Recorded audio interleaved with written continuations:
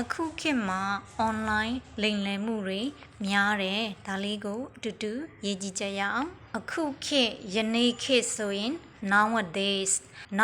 မှာ s ကလေးပေါင်းပေးရမယ်အခုခေတ်ယနေ့ခေတ်လို့ပြောချင်တာဖြစ်တဲ့အတွက် nowadays မှာ s ကလေးပေါင်းပေးရမယ်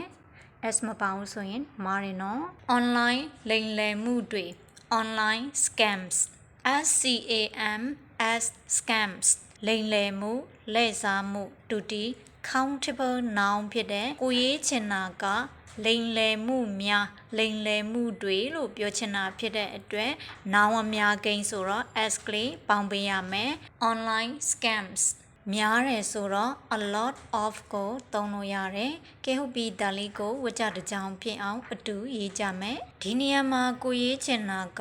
ယနေ့ခေတ်မှာ online လိမ်လည်မှုတွေများစွာရှိတယ်လို့ပြောချင်တာဖြစ်တဲ့အတွက်အဲ့လိုမျိုးရှိတယ်ဆိုလို့ရှိရင် there is there are ကိုသုံးလို့ရတယ် online လိမ်လည်မှုများဆိုတော့အများကိန်းဖြစ်တဲ့အတွက် there are ကိုသုံးပေးရမယ် there are ရှိတယ်ဘာရှိရလဲ online လိမ်လည်မှုများဆိုတော့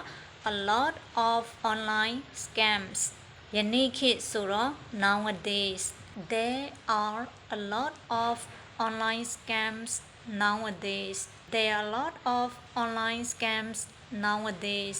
နားလည်မယ်လို့မျှော်လင့်ပါတယ်ဗီဒီယိုလေးကြည့်ပြီးအကျိုးရှိရဆိုရင်တစ်လို့ comment မှတ်ပေးသွားနော် thank you bye bye